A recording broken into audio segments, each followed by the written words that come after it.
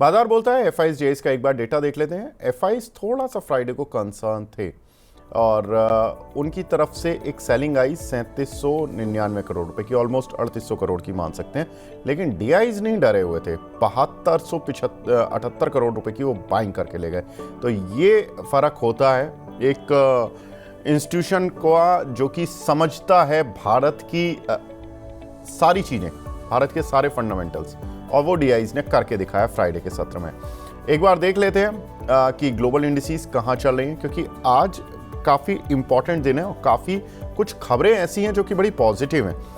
डाउ इस समय जो माफ़ कीजिएगा जो फ्राइडे का सेशन था उसमें करीब 0.3% गिरा, लेकिन शंघाई, हैंसेंग, निकाई और कोस्पी इस समय पर चारों ही ग्रीन मार्क में है। लेकिन इसमें हैंसेंग और शंघाई ये ज़्यादा बड़े ग्रीन मार्क में है और कोस्पी में भी करीब 0.25% की बढ़त देखने के लिए मिल रही है।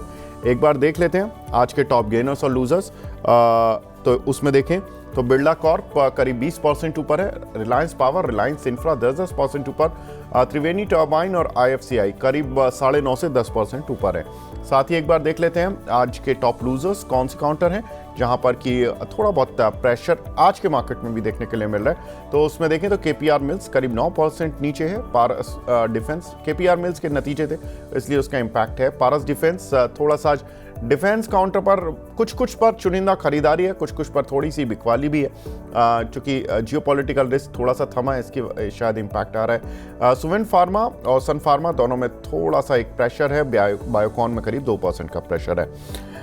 अगली खबर की तरफ बढ़ते हैं। अगली खबर यह है कि भारत पाक के बीच में जो युद्ध विराम पर सहमति बनी है वो मार्केट के चलने का तो कारण है ही, लेकिन आज दोनों देशों के बीच में अन्य मुद्दों पर भी बातचीत होगी। दोनों देशों के डीजीएमओ के बीच में फ़ोन पर ही बातचीत होनी है और ये बातचीत 12 बजे होनी है। तो अब से करीब 1-1.25 घंटे बाद ये बातचीत होगी। हालांकि इन दोनों के बीच में ही बातचीत हो भी रही है माफ़ कीजिएगा, युद्ध विराम जो हुआ है इन दोनों की बातचीत के दौरान ही हुआ है। उनके डीजीएमओ ने हमारे डीजीएमओ को फ़ोन किया था और युद्ध विराम की बात की थी, पेशकश की थी। उसके बाद ये सारा डी एस्केलेट होना शुरू हुआ है। लेकिन देखिए लैंग्वेज सुनिए हमारे प्रधानमंत्री की, उन्होंने कहा अगर पाकिस्तान गोली चलाएगा तो हम गोला चलाएंगे यहाँ से। ये कॉन्फिडेंस है, ये मार्केट को खींच रहा है। और अगर देखें तो ट्रंप ने भारत पाक मुद्दे में मध्यस्थता का ऑफर दिया। उन्होंने कहा कि अगर कश्मीर मुद्दा सुलझाना है तो हमारे पास आ जाइए, हम बात करा देंगे, लेकिन भारत ने उसको दरकिनार कर दिया। भारत ने कहा कि ये मुद्दा हमारा, इसको हम ही देख लेंगे। विनीत सर, ये चीज़ तो समझ आती है जो आपने एक बहुत इंपॉर्टेंट बात बोली ना, कि मैं भी वीकेंड में ये सोच रहा था कि जिस तरह से हमने डिफेंस अपना बहुत अच्छे से किया, अटैक भी किया और हमने डिफेंस भी बहुत अच्छे से किया, हम उनके इंपॉर्टेंट शहरों तक पहुंच गए और वो हमारे बॉर्डर एरिया में भी ड्रोन को सक्सेसफुली इम्प्लीमेंट नहीं करवा पा रहे थे, क्योंकि हमारा S-400 हालांकि वो रशियन बेस्ड है, लेकिन उसने बहुत अच्छे से काम किया, लेकिन अटैकिंग साइड जो थी हमारी वो भी बहुत अच्छी थी। अभी क्या लग रहा है सर, ये लॉन्ग टर्म में हमारी डिफेंस कंपनियों को कितना फायदा देगा और कौन कौन सी डिफेंस कंपनियों पे बैट लगाना चाहिए अब? नहीं, मुझे लगता है कि सारे डिफेंस कंपनी अच्छा करेंगे, क्योंकि हर एक डिफेंस कंपनी जो है उसका एक स्पेशलाइजेशन है। हेल तो एरोनॉटिक्स में है, आप बीडीए लेंगे तो मिसाइल्स में है, आप बीए लेंगे तो इंस्ट्रूमेंटेशन इलेक्ट्रॉनिक्स में है। तो सारे अच्छे प्ले करेंगे। मुझे लगता है जो डार्क हॉर्स बनेगा ना वो बीईएल है और बीएचईएल है। अच्छा, ठीक है। तो डार्क हॉर्स, बीईएल और बीएचईएल, और सर ने बता दिया कि कौन कौन से शेयर की क्या स्पेशलिटी है और क्यों उसको खरीदना चाहिए। अगली बड़ी खबर की तरफ बढ़ते हैं। अमेरिका चीन की डील, ये भी बात हो रही है कि अमेरिका और चीन के बीच में ट्रेड डील हो गई है। जेनेवा में 2 दिन तक बातचीत चली थी और आज डील की डिटेल्स जारी होंगी दोनों ही कंट्रीज के द्वारा। विनीत सर, क्या लग रहा है अमेरिका चाइना की अगर ट्रेड डील हो जाती है तो ये कितना बड़ा बेनिफिट देगी इंडिया को आईटी सेक्टर में या दूसरे फ्रंट पर, और क्या कुछ इसके नेगेटिव या कॉशियस हम कह सकते हैं कंसर्निंग फैक्टर हो सकते हैं इंडिया के लिए?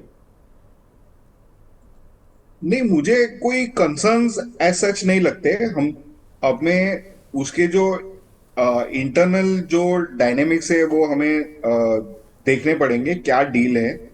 उसके अभी तक डिटेल्स आउट नहीं है, तो जैसे ही आउट होंगे हम फिर उसके ऊपर विश्लेषण कर सकते हैं।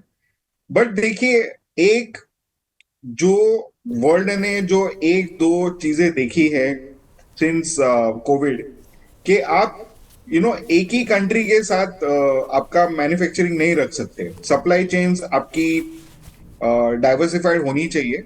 तो उसके चलते कंट्री रिस्क और सप्लाई चेन रिस्क कम करने के लिए डाइवर्सिफिकेशन होगी और इंडिया में बहुत सारा बिजनेस आएगा। वो तो इरिवर्सिबल ट्रेंड है, वो तो होने वाला ही है। सर जैसा हमने देखा था कि कुछ एक जो मेटल कंपनीज थी like Tata steel, SAIL, initially जब ट्रेड डील चाइना के साथ ज़्यादा प्रेशर था तो इन कंपनीज ने एंजॉय किया था, क्योंकि इनको लग रहा था कि चाइना से स्टील नहीं जा पाएगा, तो इंडिया को फ़ायदा मिलेगा।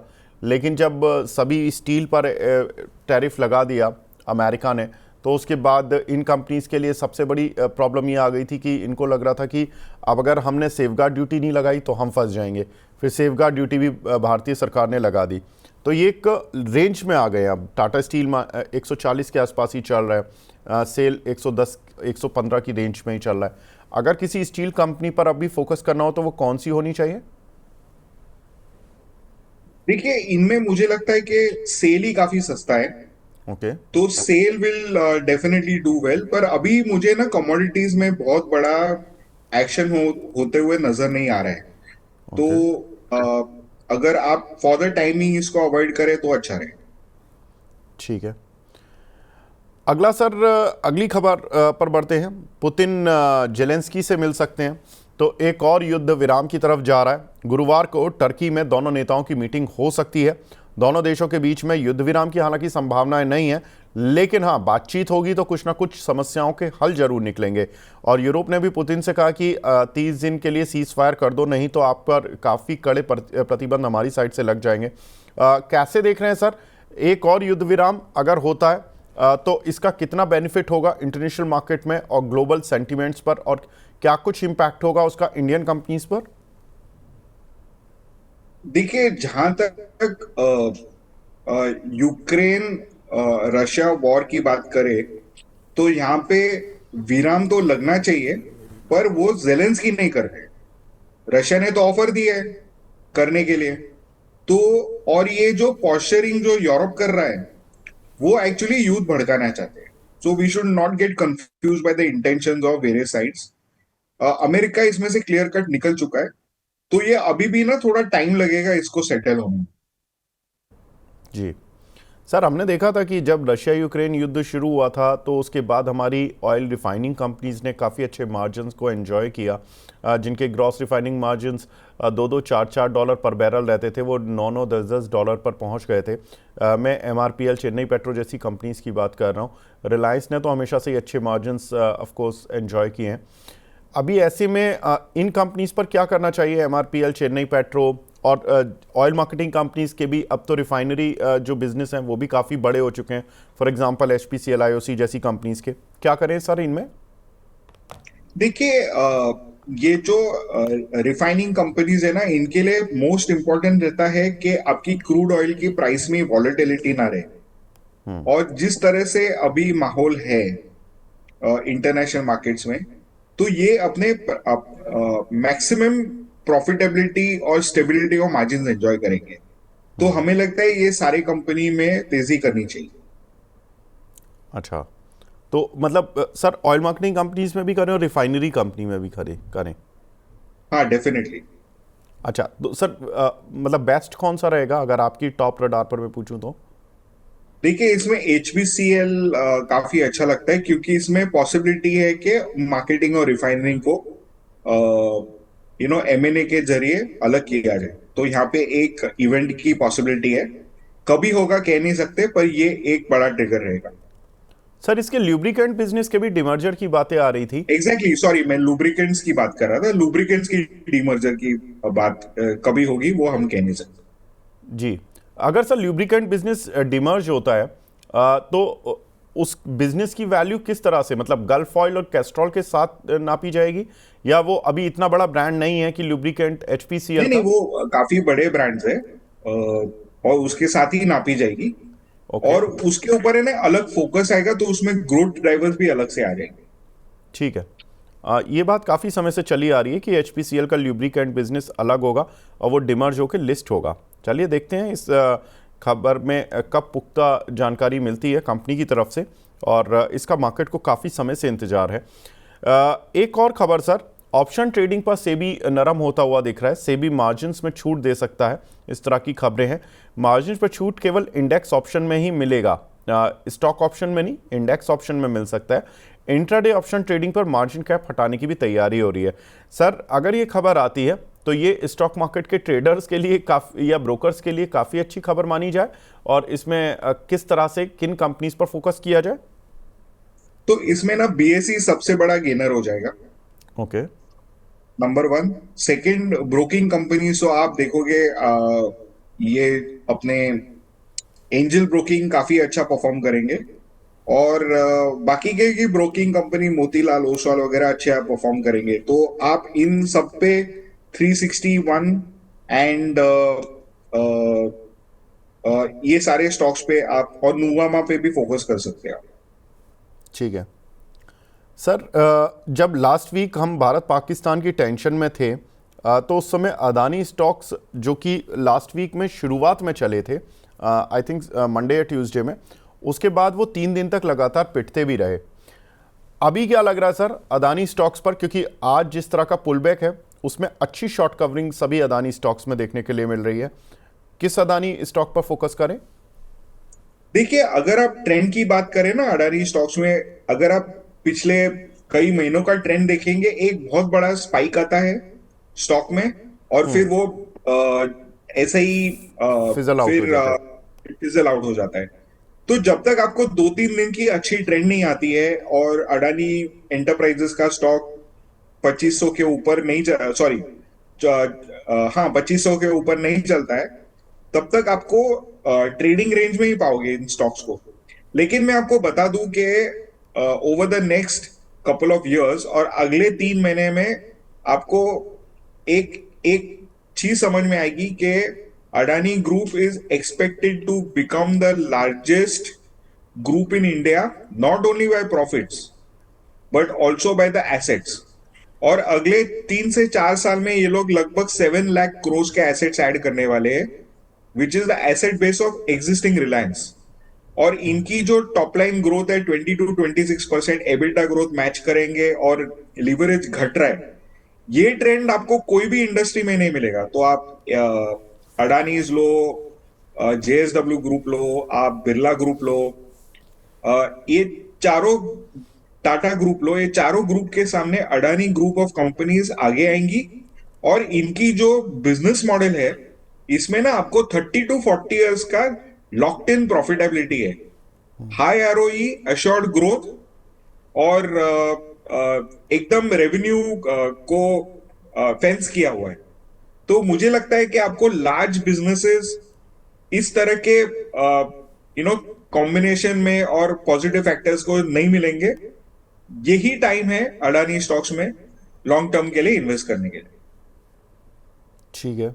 तो सर, सबसे बड़ा मतलब जो बेनिफिशियरी आपको लग रहा है कि अदानी का ये स्टॉक रख लीजिए, अगर आप पोर्टफोलियो में 5 अदानी स्टॉक नहीं ले सकते, एक ले सकते हैं या 2 ले सकते हैं, तो वो कौन से 2 या 1 होना चाहिए? तो आपके लिए एकदम इसको ना मैं डिवाइड कर देता हूँ momentum, value and deep value में। अगर ठीक। आप डीप वैल्यू की बात करें तो Adani total gas will be one of the biggest beneficiaries. और इसकी वजह मैं आपको बताता हूं कि इंडिया का जो 30-35 यू नो सेक का जो एससीएम का मार्केट है, वो अगले 4-5 साल में 135 क्यूबिक सेक का होने वाला है। उसमें Adani has got a largest geography base, और ये सबसे बड़ा बेनिफिशियरी होगा। तो आपको मल्टी बैगर गेन्स चाहिए, आप थोड़ा पेशेंस रख सकते हैं, तो ये आपके लिए एक्सट्रीमली डीप वैल्यू स्टॉक बनेगा। अगर आपको मोमेंटम खेलना है तो अडानी पोर्ट्स है, और अगर आपको वैल्यू स्टॉक चाहिए तो Adani energy solutions and Adani green सबसे बेहतर ऑप्शंस है।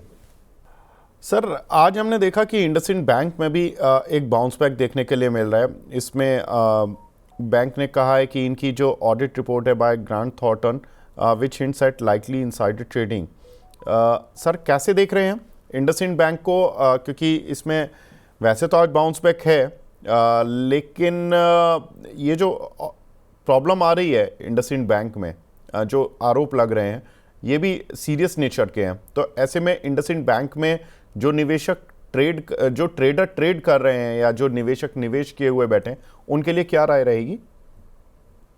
सर आप सीयूबी बैंक देखो ना, क्यों जहां पे ना इंडिया में 5,000 स्टॉक है, क्यों हमें एक ही स्टॉक के पीछे पड़ना है? जो सिटी यूनियन बैंक है, 100 इयर्स की लेगेसी है, सारी दुनियादारी देख चुके हैं, 15% ग्रोथ एश्योरेंस है, मार्जिन अच्छे हैं, कंजर्वेटिव मैनेजमेंट है, एनपीएस कोई हलचल नहीं है, हल्ला गुल्ला नहीं है। तो ये स्टॉक जो इंडसइंड बैंक से इक्वली या सस्ता मिलता रहेगा, तो ये सब सारे स्टॉक्स में फोकस करना चाहिए। ठीक है, तो इंडसइंड बैंक की जगह आप दूसरे बैंक्स पर फोकस करें तो ज़्यादा अच्छा है, लाइक सिटी यूनियन बैंक जैसे बैंक्स पर। सर एक चीज़ और, हमने देखा कि पीएसयू बैंक्स में जो फ्राइडे का सेशन था उसमें यूनियन बैंक अच्छा चला। आज बैंक ऑफ इंडिया की बारी है, करीब 5% ये भी बैंक ऊपर है। हमने देखा था कि एसबीआई के नतीजों के बाद एसबीआई नहीं चला, बैंक ऑफ बड़ौदा के बाद वो नहीं चला, पीएनबी के नतीजों के बाद वो नहीं चला। हालांकि पीएनबी ने अब बाउंस बैक करके लगभग उन लेवल्स पर आ गया जहां पर से वो गिरा था, लेकिन अभी बैंक ऑफ बड़ौदा वगैरह नहीं आए हैं उन लेवल्स पर। क्या लग रहा है सर, कहां तक पहुंचेंगे? देखिए, सबसे बेस्ट ट्रेड है मार्केट में, अगर आपको ईटीएफ खरीदना है तो पीएसयू बैंक ईटीएफ सबसे बेस्ट है, क्योंकि इसमें जो वैल्यूएशन दबी हुई है ना, वो स्प्रिंग की तरह निखर के आएंगी आने वाले क्वार्टर्स में। आपको मैक्सिमम वैल्यू फॉर मनी और मैक्सिमम पोटेंशियल गेन आपको पब्लिक सेक्टर बैंक्स में आने वाला। ठीक है सर, अगर किसी के पास इन 3-4 बैंकों के जो हमने नाम लिए पीएसयूज के, अगर इनमें से किसी को रखना हो इन पर्टिकुलर, तो वो किसको रखें? देखिए, पीएनबी में रखिए, ये काफी अच्छा परफॉर्म करेगा आगे जाके। ठीक है, आज हमने देखा कि डॉक्टर रेड्डीज के काउंटर पर भी अच्छी स्ट्रेंथ आ रही है, क्योंकि यहाँ पर बैंक ऑफ अमेरिका की एक रिपोर्ट आई है जिसमें कि उन्होंने 1450 रुपये के टारगेट दिए। उन्होंने कहा कि जो ब्रॉड बेस ग्रोथ है वो मार्जिन्स को सपोर्ट कर रही है, और growth engine at work for post जी रिव लिमिट अर्निंग्स, और उन्होंने अपना कॉन्फिडेंस दिखाया है कि 25% मार्जिन्स इसमें आ जाएंगे। सर क्या लग रहा है आपको कि डॉक्टर रेड्डीज कितना यहाँ पर आउट परफॉर्म कर पाएगा? देखिए, डॉक्टर रेड्डीज में ना मैसिव इंटरनल रीस्ट्रक्चरिंग हो रही है, और they are quite confident of maintaining double digit top line growth और 25% मार्जिन्स। तो सेमीग्लूटाइड का भी इंट्रोडक्शन आने वाला है, तो अगले 2-3 साल में 2-3 प्रोडक्ट आने वाले हैं, तो ये आपका बिजनेस काफी अच्छी तरह से ड्राइव करेंगे। तो मुझे लगता है कि ग्रोथ लीवर्स काफी अच्छे हैं डॉक्टर रेड्डीज में, और ये कंपनी आगे जाके काफी अच्छा परफॉर्म करेगी। ठीक है सर, ऑयल प्राइस में थोड़ा सा बाउंस बैक आता हुआ दिख रहा है, क्योंकि ये जो चाइना और यूएस की जो ट्रेड डील की बातें हो रही हैं, इसमें ये माना जा रहा है कि दोनों ही देशों की अगर जो मंदी की बातें थी, अगर ये ट्रेड डील हो जाती है तो दोनों देशों में मंदी नहीं आएगी। आपको क्या लगता है कि सर कमोडिटीज़ में ऑयल खास तौर से क्या बाउंस बैक अच्छा कर पाएगा, लॉन्ग टर्म कर पाएगा? देखिए, जो गोल्ड ऑयल रेशो है, और जो मंदी की स्थिति बनी हुई है वर्ल्ड में, उसमें ना क्रूड ऑयल सॉफ्ट ही रहने वाला है। तो ये ट्रेडिंग रेंज 60 to 70 के बीच में रहेगा, ओके। और इन द शॉर्ट रन, और ये इंडिया के लिए काफी एक अच्छी रेंज है, क्योंकि हमारे जो अपना जो फिस्कल है, वो काफी अट्रैक्टिवली बेनिफिट करता है ऑयल के प्राइस के मंदी के कारण। जी सर, एक खबर ये भी आ रही है कि डोनाल्ड ट्रंप कल से सऊदी के विजिट पर जा रहे हैं, जिसमें कि वो चाह रहे हैं कि $1 ट्रिलियन की कम से कम डील करें वो सऊदी के साथ, जिसमें कि सऊदी की कंपनीज़ को वो अमेरिका में इन्वेस्ट करने के लिए इनवाइट करना चाहते हैं, कम से कम 1 ट्रिलियन की। और उनका जो मिनिमम टारगेट है कि पहली ट्रांच कम से कम 600 साढ़े 600 बिलियन की तो होनी चाहिए। दूसरी खबर ये भी आ रही है कि वो कतर भी जाएंगे। कतर में उनके स्वागत में, उनके आने की खुशी में उनको एक जेट विमान भी गिफ्ट में दिया जाने वाला है, और बड़ा विमान है। तो ऐसे में सर क्या लग रहा है आपको कि ये जो खुशी अरब कंट्रीज़ इनके साथ दिखाना चाह रहे हैं कि $1 ट्रिलियन का इन्वेस्टमेंट, जेट विमान इनको गिफ्ट में देना, ये उनसे ये तो नहीं मनवाना चाह रहे कि आप क्रूड ऑयल के मामले में हस्तक्षेप मत करना आगे, और क्रूड ऑयल को फ्री रहने दीजिए, 60-70 की रेंज से आज़ाद करा दीजिए? देखिए, ग्लोबल ऑयल सप्लाई ना बहुत बड़ा है। बड़े बड़े मार्केट्स खुल रहे हैं, रशिया है, मिडल ईस्ट में ग्रोथ है, अमेरिका में ग्रोथ है, चाइना में इलेक्ट्रिफिकेशन का ग्रोथ है। तो आप अगर देखोगे तो ऑयल प्राइस बहुत ज्यादा बढ़ नहीं सकता है, it is my opinion. And ये 60 टू 70, 75 भी जा सकता है ऑयल।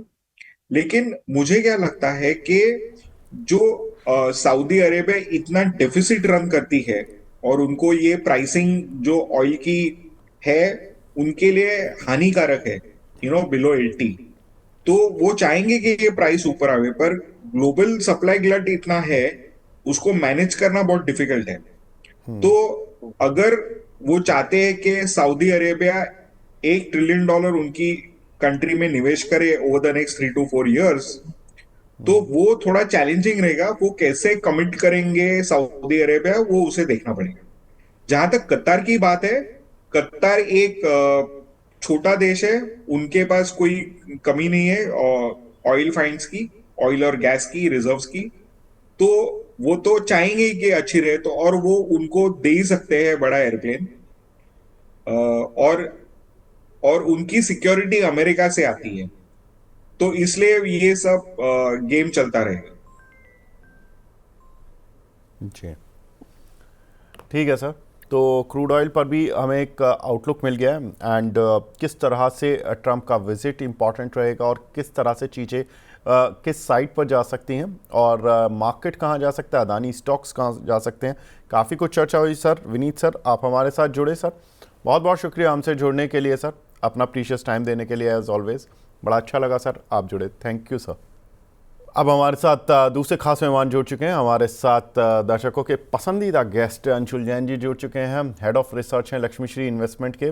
अंशुल भाई, आज ये बैकग्राउंड कहाँ चेंज हो गई, कहाँ हैं आज आप? नमस्कार, नमस्कार आपके सभी दर्शकों को। आज सर जबलपुर में है। अच्छा, लड़के हंस रहे हैं, बोल रहे हैं मेरे पीसीआर टीम कह रहे हैं सर आज बंकर में। मैंने कहा अब तो युद्ध भी समाप्त हो गया। और अंशुल जी तो एलओसी के पास भी नहीं रहते। नहीं सर, यहाँ गोला बारूद बनता है जबलपुर में। अरे बनता है, छूटता थोड़ी नहीं है। छोड़ोगे तो आप दूसरी जगह जाकर। अरे तो बम तो पहले यहीं गिराएंगे ना सर, गोला बारूद सरहद पर ना पहुंचे। अच्छा अच्छा अच्छा अच्छा, इसलिए आप बंकर में आ गए। चलो ठीक है, कोई बात नहीं। आज ये भी, वैसे अगर आप यही काम फ्राइडे को कर रहे होते ना तो और ज़्यादा मज़ा आता। हमें लगता है कि हम भी बोल देते कि देखो हमारे जो गेस्ट हैं वो कितना डेडिकेटेड है। कहीं से भी वो, अगर कश्मीर में भी होंगे तो राजौरी पुंछ से भी वहाँ से इस तरह से हमें लाइव दे रहे होंगे। ऐसा है तो रिस्टार्ट कर लेते हैं सर, तो बंकर ही बोल देता हूँ। चलिए ठीक है, कोई बात नहीं। लेकिन अंजलि, क्या लग रहा है अभी मार्केट कहाँ जाता हुआ दिख रहा है अभी?